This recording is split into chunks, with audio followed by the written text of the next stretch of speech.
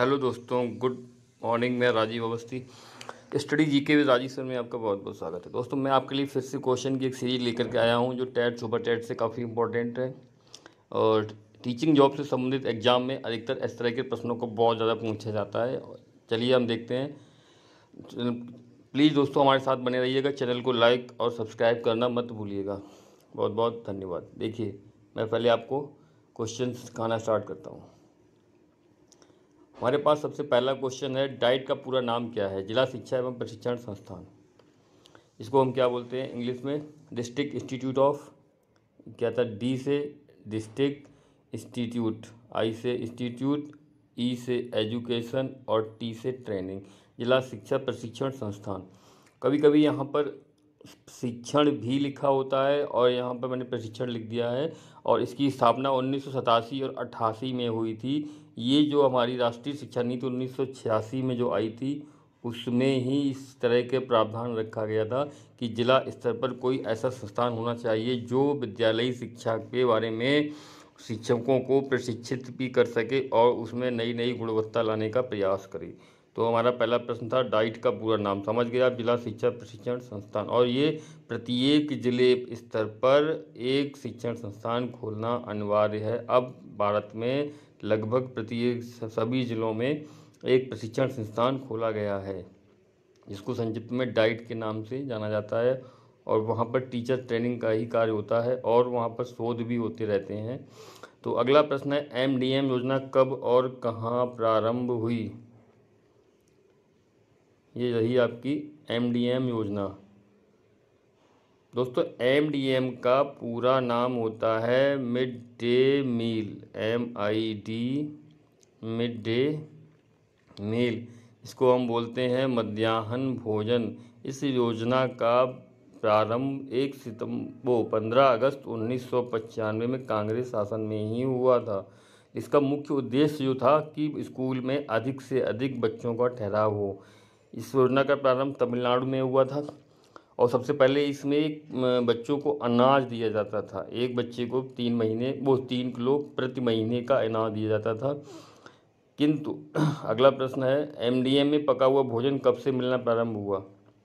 वहाँ पर एक समस्या आई। वो जो राशन दिया जाता था वो परिवार नियोजन में काम आने लगा, यानी कि उसको बच्चों को उसका लाभ नहीं मिलता था। इसलिए सरकार ने यहाँ पर बदलाव किया। और वो क्या बदलाव था? पहले ये भी पूछा जा सकता है आपके, क्या एमडीएम में पका हुआ भोजन प्रारंभ से दिया जाता था? नहीं, एमडीएम में प्रारंभ में केवल 3 किलो राशन दिया जाता था। अब क्या हुआ, 1 सितंबर 2004 से वो पका हुआ भोजन वहीं खाओ वहीं निपटाओ।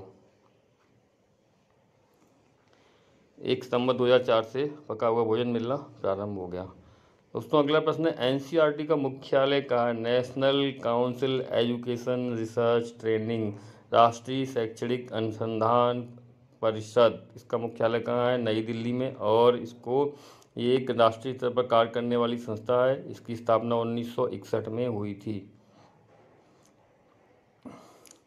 इसी की तर्ज पर एससीईआरटी का मुख्यालय कहाँ है? ये national council education research and training था, ये state council education research and training. इसके जस्ट 1961 के 20 वर्ष बाद 1981 में एससीईआरटी की स्थापना की गई और इसका मुख्यालय अपने जो प्रदेश का, वैसे प्रदेश की राजधानी पर होता है। जो हमारा प्रदेश है, हमारी राजधानी लखनऊ है, तो एससीईआरटी का मुख्यालय कहाँ पर है? लखनऊ में। इसकी स्थापना कब हुई? 1981 में, याद रखेंगे। अच्छा दोस्तों, अगला प्रश्न आपका, ऑपरेशन ब्लैक बोर्ड क्या है? ऑपरेशन ब्लैक बोर्ड, सबसे पहले तो इस चीज़ को ऑपरेशन नाम क्यों दिया गया?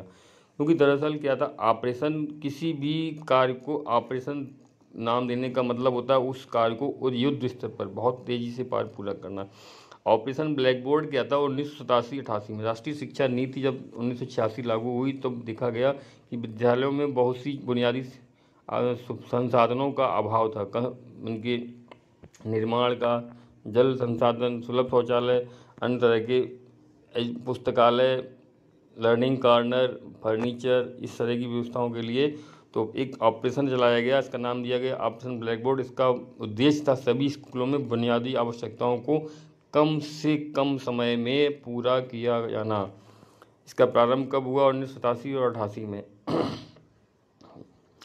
अगला प्रश्न है एनसीएफ 2005 का मुख्य उद्देश्य क्या था। What is NCF. एनसीएफ था, ये जो आपका एनसीएफ है ये कुछ नहीं, एक फ्रेमवर्क है, एक दस्तावेज है। एनसीएफ 2005 एनसीईआरटी समय समय पर भारतीय शिक्षा में या शिक्षा के बदलाव के लिए अलग अलग तरह के बदलाव लाने की कोशिश में रहती है और अपना घोषणा पत्र या फ्रेमवर्क दस्तावेज जारी करती है। तो ये सन 2004 में नेशनल करिकुलम फ्रेमवर्क लाया गया और इस समिति के अध्यक्ष यशपाल सिंह जी थे। इसमें था लर्निंग विदाउट बर्डन, शिक्षा बिना बोझ के। इसका मुख्य उद्देश्य यही था बच्चों पर जो बैग का वजन कम किया जाए और बच्चों को खेल खेल में शिक्षा दी जाए। 1993 में आई यशपाल समिति ने इसका शिक्षा की समीक्षा की और बच्चों को आसान तरीके से शिक्षा देने पर फोकस किया और अध्यापक को अवसर प्रदाता फैसिलिटेटर के रूप में अपॉइंट किया गया। अगला प्रश्न है यशपाल समिति का कार्यकाल क्या है। जस्ट मैंने अभी आपको बताया था यशपाल समिति का कार्यकाल क्या है। यशपाल समिति का कार्यकाल 1993 में है और बाई एमएचआरडी यानी मानव संसाधन मंत्रालय द्वारा अपने शिक्षा की जो व्यवस्था की गई थी 1986 में, जो एनपीई 1986 लाएगी, उसकी समीक्षा करने के लिए यशपाल समिति का गठन किया गया था और उसने अपनी रिपोर्ट प्रस्तुत की। चलिए दोस्तों, अगला प्रश्न आपके सामने अगला प्रश्न है इग्नू की स्थापना कब हुई। इग्नू क्या है, व्हाट इज इग्नू। इग्नू एक दूरस्थ शिक्षा की पत्राचार एजुकेशन की इंस्टीट्यूट है, ओपन स्कूल है। इसका पूरा नाम है Indira Gandhi national open university. उच्च शिक्षा, जो व्यक्ति किसी कारणवश उच्च शिक्षा से वंचित रह जाते हैं उनको शिक्षा देने के लिए ओपन स्कूल की स्थापना हुई। इसको दूरस्थ शिक्षा के लिए बोला जाता है। इसकी स्थापना 20 सितंबर 1985 में की गई, नई दिल्ली में। समझ चुके होंगे सभी लोग। इसी तरह इसका एक दूसरा भी एक संस्थान था NIOS। NIOS क्या है। NIOS भी दूरस्थ एजुकेशन, ओपन एजुकेशन से संबंधित है। ये भी आपका OU ओपन यूनिवर्सिटी है, वो आपका ओपन स्कूल है। इससे आप दोनों में अंतर समझ सकते हैं। पहली बात तो NIOS की स्थापना 1989 में हुई है 20 नवंबर, और इसकी स्थापना इग्नू की स्थापना 1985 में हुई है। NIOS 10+12 इन दो क्लासेस के लिए दिया गया था, लेकिन जो आपका इग्नू था वो आपका हायर एजुकेशन से संबंधित था। न्यूपा का अध्यक्ष कौन होता है। जो MHRD मिनिस्टर होते हैं वो हमारे न्यूपा के अध्यक्ष होते हैं। इस समय रमेश पोखरियाल निशंक, और वर्तमान में MHRD का नाम बदल के क्या रख दिया गया है, शिक्षा मंत्रालय। अब इसका नाम परिवर्तित कर दिया गया है और हो गया इसका नाम शिक्षा मंत्रालय। अब जो मंत्री थे मानव संसाधन मंत्री, अब वो बोले जाएंगे शिक्षा मंत्री। तो दोस्तों ये चीज़ आपको समझ में आ चुकी होगी। पहले मैं फिर से एक बार इनको रिवीजन करा देता हूँ आपको शॉर्ट में। तो आपका यहाँ पे पहला जो प्रश्न था for question number first, diet का पूरा नाम क्या है। जिला शिक्षा प्रशिक्षण संस्थान। डी, इसमें वर्ड देख लीजिए, D for district, I for institute, E for education और T फॉर ट्रेनिंग। MDM योजना कब और कहाँ आरंभ हुई।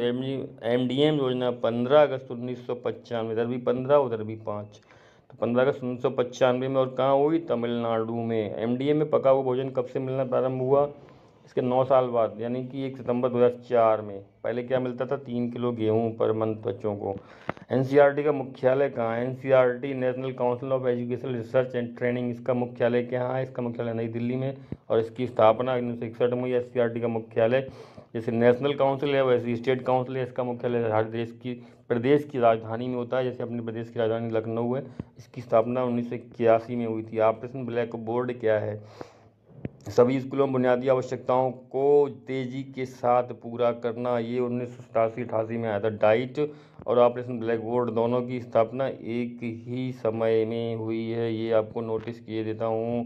NCF 2005 का मुख्य उद्देश्य क्या था। यशपाल समिति ने 1986 की जो शिक्षा एजुकेशन पॉलिसी थी NEP, उसका समीक्षा की और उन्होंने जोर दिया कि बाल केंद्रित, बाल सुलभ शिक्षा, यानी कि खेल खेल में शिक्षा, एजुकेशन लर्निंग विदाउट बर्डन, उनका फोकस क्या था, बिना बोझ की शिक्षा। यशपाल समिति का कार्यकाल क्या था वो तब था 1993 में। इग्नू की स्थापना कब हुई? इग्नू जो है आपकी उच्च शिक्षा, उच्च दूरस्थ शिक्षा से संबंधित है, यानी ओपन यूनिवर्सिटी है। यूनिवर्सिटी से आप समझ सकते हैं उच्च शिक्षा के लिए बना हुआ है। और इसी तरह से इसकी स्थापना 1985 में हुई थी। NIOS की स्थापना उसके 4 साल बाद 1989 में हुई थी। वो NIOS national institute open school है, स्कूली एजुकेशन के लिए बनाया गया था इसको, और उसको यूनिवर्सिटी एजुकेशन के लिए बनाया। न्यूपा का अध्यक्ष कौन होता है? जो हमारे MHRD मिनिस्टर होते हैं वही न्यूपा के अध्यक्ष बोले जाते हैं। चलिए दोस्तों, अगला प्रश्न आपके सामने। स्कूल चलो अभियान की शुरुआत कब हुई थी? 1995 96 में ये आपका सन दिया गया है। इसका उद्देश्य था 100% नामांकन, सभी बच्चों को एजुकेशन मिल सके, 6 से 14 वर्ष के कोई भी बच्चा आउट ऑफ स्कूल ना रहे। ये इसकी अब तक NCERT कितने NCF ला चुकी है? अभी मैंने बताया था आपको NCF 2005। NCF क्या है? एक दस्तावेज होता है जो NCERT समय समय पर जारी करती है। इसमें शिक्षा के बदलाव अगर लाने हो, कुछ भी परिवर्तन करना हो, तो वो अपनी एक रिपोर्ट प्रस्तुत करती है और उसको लागू करने के लिए सभी को निर्देश देती है, सभी राज्यों को। तो अब तक जो मुख्य NCF हैं कौन से हैं? 4 आ चुके हैं। ये आपका जो NCF 2005 है, ये आपका चौथा NCF है। और इस NCF में बताया गया, इससे पहले के NCF कौन कौन से हैं देखिए आप। पहला 1975, आप याद कर लीजिए 75 का। दूसरा आपका 88 का आया है 1988 में, ये आपको 19 हम बना दिया 1988, फिर 2000, और ये आपका जो चौथा है वो 2005। यानी कि इससे आप याद रखेंगे आपके कितने NCF आ चुके हैं अब तक? 4 NCF आ चुके हैं। इनकी डेट कभी पूछ सकते हैं, बस ज़्यादा इंपॉर्टेंट इतना ही इंपॉर्टेंट है कि NCF 2005 क्या है। और अगर पूछ सकता है तो ये कौन सा NCF है, तो ये आपका चौथा NCF है। इसका मुख्य उद्देश्य क्या है? लर्निंग विदाउट बर्डन, बिना बोझ की शिक्षा या खेल खेल में शिक्षा। दूसरा है विद्यालय प्रबंध समिति का गठन का प्रावधान किस अनुच्छेद में किया गया है? RTE, राइट टू एजुकेशन, शिक्षा का अधिकार 2009 में जो आपका अनुच्छेद 21 है उसमें विद्यालय प्रबंध समिति के गठन का प्रावधान किया गया है। उन्होंने कहा कि ऐसी लोकल बॉडीज का निर्माण किया जाए जो विद्यालय के रखरखाव और विद्यालय की समस्याओं से संबंधित जानकारी रखे और उसको निराकरण का उपाय करे। इसके लिए वहाँ पर लोकल बॉडीज़ में वहाँ के स्थानीय अभिभावक, वहाँ पर उसके सचिव को, यहाँ प्रधानाध्यापक को सचिव बनाया गया और अभिभावकों को इसमें शामिल किया गया। वह अभिभावक जिनके बच्चे विद्यालय में अध्ययनरत हैं उनको वरीयता दी जानी चाहिए। अगला प्रश्न है कलकत्ता विश्वविद्यालय का आयोग का दूसरा नाम क्या है? 1917 में कलकत्ता विश्वविद्यालय। दोस्तों, इस तरह के जो हमारे देश में विद्यालय बने थे वो लंदन विश्वविद्यालय की तर्ज पर बने थे। चूँकि लंदन विश्वविद्यालय में भी कुछ परिवर्तन किए गए तो यहाँ के विद्यालयों में परिवर्तन करना जायज़ था, इसलिए एक आयोग लाया गया, उसको नाम दिया गया कलकत्ता विश्वविद्यालय आयोग। और इस आयोग के अध्यक्ष थे Ernest Sadler, Michael Ernest Sadler, उन्हीं के नाम से इसको सैडलर आयोग भी कहा जाता है। अगला प्रश्न है कस्तूरबा गांधी विद्यालयों की स्थापना कब हुई? दोस्तों, कस्तूरबा गांधी विद्यालयों की स्थापना 2004 में हुई। ये स्त्री शिक्षा से संबंधित था और इसमें सुरक्षा की दृष्टि से लड़कियों को आवासीय शिक्षा देने के लिए इसको बनाया गया। और ये कस्तूरबा गांधी जी की पत्नी का नाम था, उन्हीं के नाम पर इन विद्यालयों का नाम दिया गया। इनकी स्थापना 2004 से प्रारंभ हुई थी। इसमें कक्षा 9 से +2 तक के बच्चों का, कक्षा 9 से 12वीं तक की शिक्षा लड़कियों को मुफ्त में और आवासीय शिक्षा के रूप में दी जाती है। अगला प्रश्न है आपका लर्निंग विदाउट बर्डन। अभी मैंने इस चीज़ को डिस्कस किया था कि बिना बोझ की शिक्षा, या अथवा दूसरे इस प्रकार भी कह सकते हैं खेल खेल में शिक्षा का प्रावधान कहाँ से लिया गया है? ये 2005 NCF 2005 से राष्ट्रीय शिक्षा प्रपत्र, नेशनल क्यूरिकुलम फ्रेमवर्क में इस चीज़ का प्रावधान किया गया था। चलिए, अब कुछ ही प्रश्न आपके शेष बचे हैं। देखो, ये आपका एक 18 question, NPE national policy of education, इसका निर्माण 2021 का निर्माण किस समिति की सिफारिश पर किया गया है? काफ़ी इंपॉर्टेंट क्वेश्चन है। लोग NPE 2021 को समझते हैं लेकिन ये नहीं समझते कि इससे पहले एक 2016 में एक 5 सदस्यीय समिति गठित की गई थी, उसका नाम था सुब्रमण्यम समिति। इसमें 5 सदस्य, और उसने अपनी 2016 में एक रिपोर्ट प्रस्तुत करी। उस रिपोर्ट को अस्वीकृत करने के बाद हमारे जो अंतरिक्ष वैज्ञानिक थे के कस्तूरी रंगन को नियुक्त किया गया हमारी शिक्षा नीति की समीक्षा करने के लिए, और उन्होंने 2019 में अपनी रिपोर्ट प्रस्तुत करी और यही उन्हीं की सिफारिशों को लागू करके NPE 2000 नेशनल एजुकेशन पॉलिसी को 2021 का निर्माण हुआ। कौन से आयोग ने प्रशासनिक सेवा के लिए स्नातक की अनिवार्यता खत्म करने की बात कही थी? ये बड़ा अच्छा क्वेश्चन है। अधिकतर इस तरह के क्वेश्चन पूछ लिए जाते हैं। तो राधाकृष्णन आयोग आया था। कब आया था? आज़ादी के तुरंत बाद। मैंने बताया था इस चीज़ को आपको। आज़ादी के तुरंत बाद पहला कौन सा आयोग आया? वो था राधाकृष्णन आयोग। और राधाकृष्णन आयोग 1948-49 में उसने दो बातें बहुत महत्वपूर्ण कही थी। एक तो 180 दिन की कक्षा विश्वविद्यालय स्तर पर, दूसरा शिक्षा को समवर्ती सूची में शामिल करना, तीसरा उन्होंने ये भी कहा था कि जो +2 की एजुकेशन है उसको मजबूत किया जाए और स्नातक प्रशासनिक सेवा के लिए स्नातक की अनिवार्यता को समाप्त किया जाए। DPEP कब शुरू हुआ? DPEP district programme for district primary education programme, इसको बोलते हैं DPEP, district primary education programme. 1993 और 94 में आया था ये। राज्य जिला स्तर पर शिक्षा में परिवर्तन, शिक्षा बेसिक शिक्षा के लिए स्पेशली इसको निर्माण किया गया था।